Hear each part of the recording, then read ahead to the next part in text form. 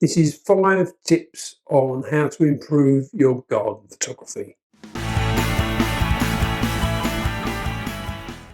In this time, we're pretty much, our world is in some sort of lockdown, social distancing, and just to beat this, we just need to stay firm and try and continue. So this short video will try and improve your garden photography, as I guess most of you are going to be stuck at home. Every day I'm doing garden picture of the day on my Instagram account. Check it out up there. Tip number 1 is to go closer. So what I mean by that is going really close and really transforms the image.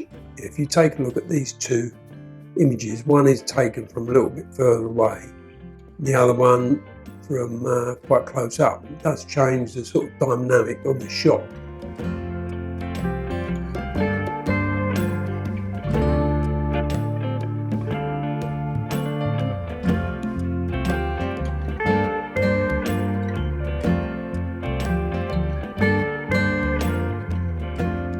Okay, so more go closer, and we've got a split screen here, and you can see the one on the left is you can see the background, which doesn't look so good, and the one on the right is we're sort of focused right on the edge there, both taken at 3.2, but this one is sort of definitely more dynamic, and you can sort of increase the aperture to make more sharp.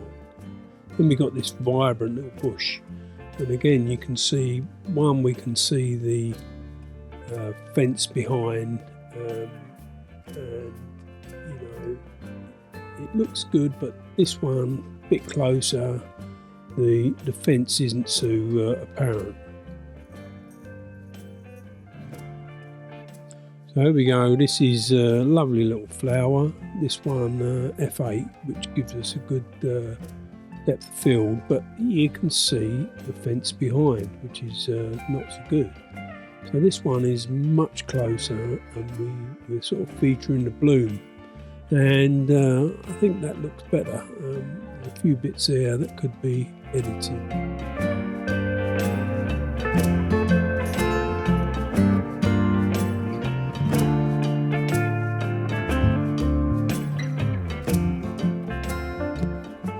Right, tip number 2, use a tripod.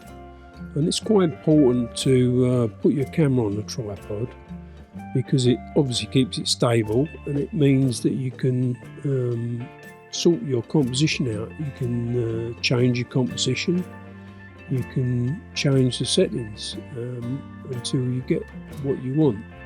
And being on the tripod, it's sort of repeatable. So you can focus on one thing and make sure that you're getting what you want.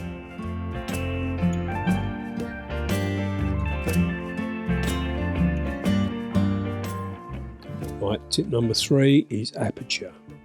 Now this first one, we've got an aperture of f11, which gives you quite a big depth of field. You can see most things are in focus. This one, we've only got f2.8, so very little is now in focus. And so it depends what you're going for.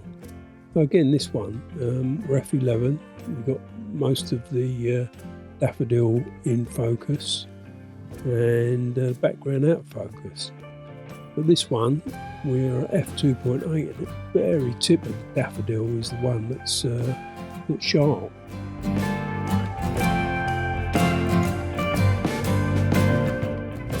Right, tip number 4, take lots of shots. And it's important when you're taking these that you do take lots of shots, so that you've got a big variety, and you can sort of look at them later to sort of decide what ones you want to edit. So you can change your composition, you can change your aperture, and really gives you a big sort of difference and a lot to choose from. And we've just chosen a couple here to show the ones we quite like. So this one I quite like, and this one here, which is focused on the flower in the middle, and everything else is out of focus. Right, tip number 5, use a background. So on a lot of these shots I've used a background, and this background is just some foliage that I've taken that's well out of focus, and just printed out and stuck on the card. You can see these are some of the shots that I've taken just to show that you can take foliage out of focus. Right, this one background is pretty horrible. Put a background behind it and the leaves actually stand out. Another one, lovely little flower, and the background is sort of dark and horrible, and we put a background in and things look a lot better.